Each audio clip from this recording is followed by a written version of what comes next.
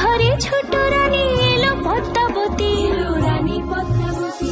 রাজার আরো 6টি রানীর ছিল না সন্তান, পদ্মাবতীর কোলালোতে মিলল সমাধান।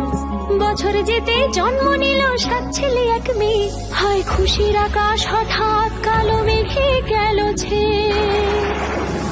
হিংসেতে যায় জ্বলে পুড়ে বাকি 6টি রানী, যুক্তি করে ঘটায় ওরা 7 কুমারের হানি।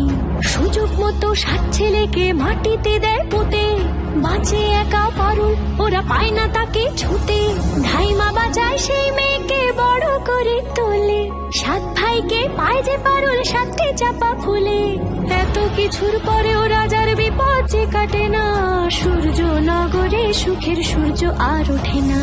হিংসা বিবাদ বিচ্ছেদ আর প্রেমের কাহিনীতে পারুল বোন কি পারবে 7 ভাই চম্পাকে জাগাতে।